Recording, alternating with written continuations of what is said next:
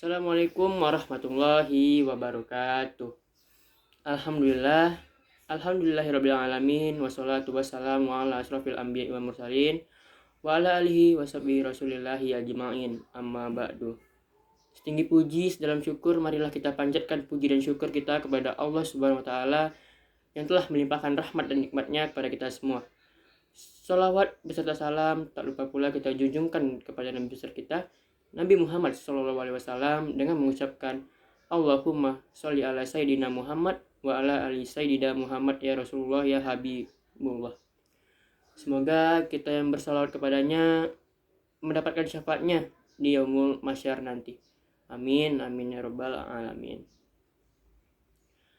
Perkenalkan, nama saya Nathan Tafani, mahasiswa Universitas Islam Negeri Sultan Syarif Kasim Riau dari Fakultas Dakwah dan Komunikasi, Prodi Ilmu Komunikasi, kelas Ilmu Komunikasi 1B.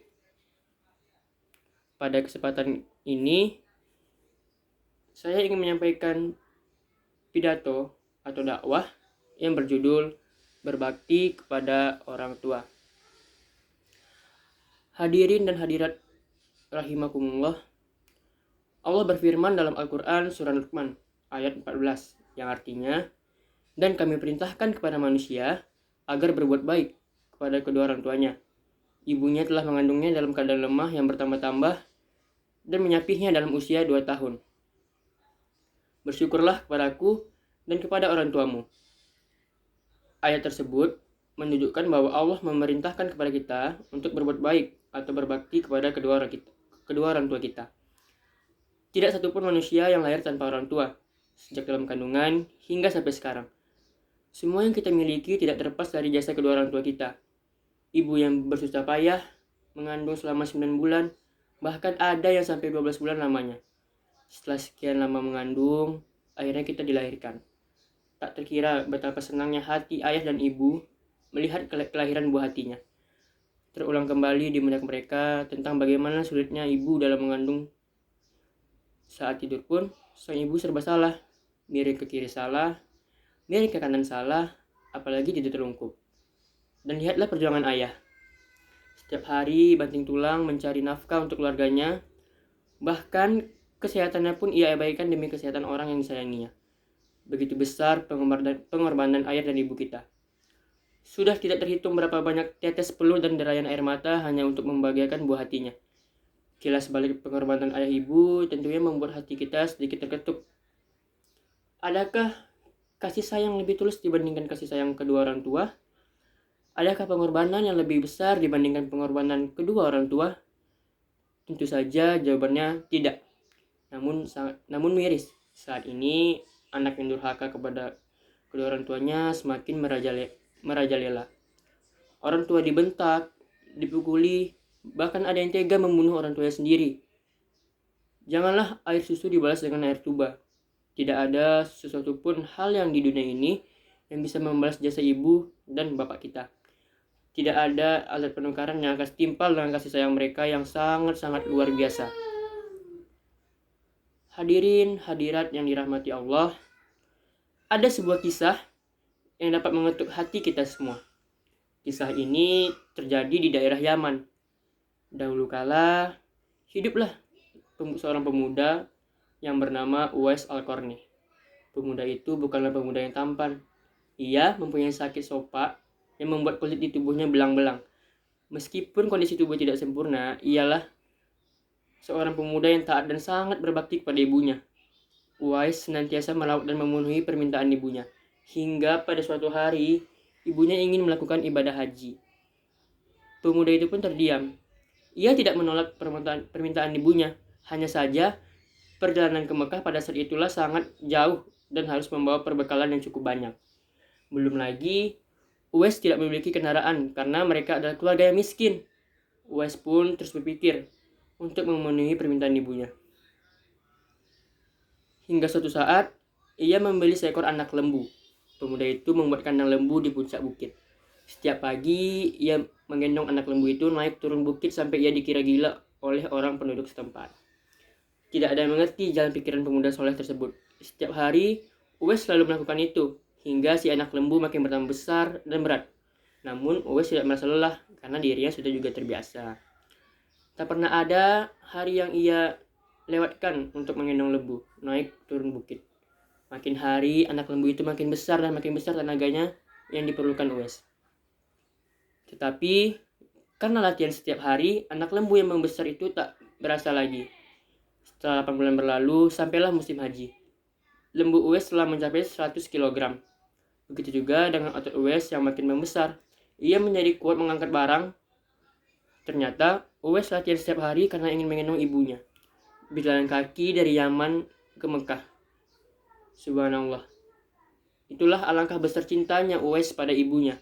Ia rela menempuh perjalanan sangat-sangat jauh dan sulit demi memenuhi keinginan ibunya. Dan singkat cerita, sampailah Uwais di Mekah. Uwais tetap menggendong ibunya untuk melakukan tawaf di Ka'bah.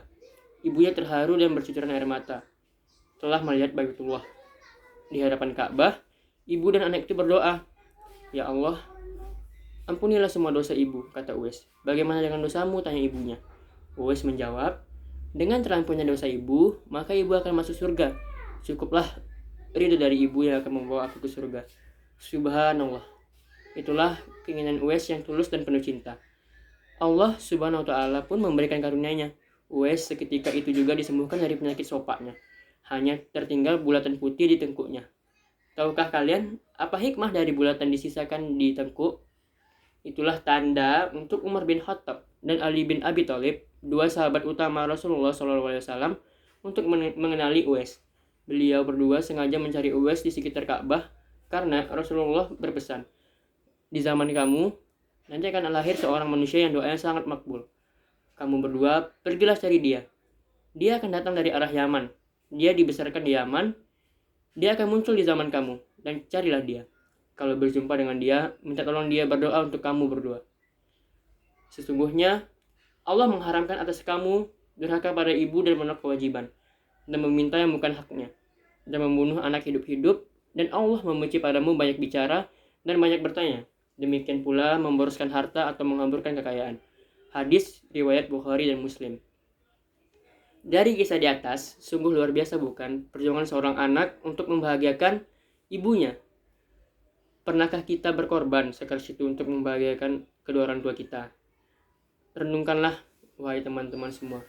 Hadirin hadirat yang dirahmati Allah, begitu penting berbakti kepada orang tua, hingga ridho Allah terletak pada ridho orang tua. Durhaka kepada orang tua merupakan suatu dosa besar. Bahkan, saking buruknya sifat durhaka kepada kedua orang tua, ia termasuk salah satu dosa yang siksaannya didahulukan di dunia. Artinya, orang yang durhaka kepada kedua orang tuanya akan menerima siksa di dunia sebelum disiksa di akhirat. Sebagaimana disabdakan oleh Rasulullah, tidak ada satu dosa yang lebih pantas didahulukan siksaannya kepada pelaku di dunia sebelum merasakan siksa yang disiapkannya untuk di akhirat selain durhaka dan memutuskan silaturahim. Hadis riwayat Ahmad. Jadi, apa yang harus kita lakukan agar kita termasuk anak yang berbakti? Meminta sesuatu sesuai dengan kemampuan dan kesanggupan mereka. Lalu, tidak menunjukkan wajah kesal jika keinginannya tidak dipenuhi oleh kedua orang tua. Lalu, yang ketiga, membantu keduanya untuk mengerjakan sesuatu tanpa mereka perintah. Yang keempat, tidak bertengkar dengan sesama saudara dengan suara keras, saling membentak, sampai berkelahi sebab hal ini akan menyakiti hati orang tua. Lalu, jangan menolak mengerjakan sesuatu yang diperintahkan oleh orang tua dengan suara penolakan yang keras dan wajah ketus masam. Lalu, tidak menggunakan barang orang tua tanpa seizinnya. Lalu, ada juga tidak duduk di tempat yang lebih tinggi dari orang tua. Selanjutnya, tidak bersuara keras, apalagi mengucapkan saja sudah dilarang oleh Allah. Lalu, tidak bersikap sombong kepada orang tua. Selanjutnya, tidak membiarkan orang tua dalam kesulitan dan kemiskinan. Lalu, tidak menelantarkan orang tua sendirian di rumah. Selalu sediakan waktu untuk rajin bersilaturahmi dan menengok orang tua. Selalu mendoakan kebaikan kedua orang tua dengan memohon rahmat dan ampunan kepada Allah Subhanahu wa ta'ala. Dan selalu menyambung silaturahmi kerabat atau sahabat kedua orang tua setelah wafatnya mereka. Dan yang terakhir adalah tidak membentak orang tua dengan suara yang keras. Mungkin hanya itu saja yang bisa saya sampaikan dalam dakwah singkat kali ini. Jika ada kesalahan kata, mohon dimaafkan sebesar-besarnya. Lebih dan kurang saya tutup saja. Wassalamualaikum warahmatullahi wabarakatuh.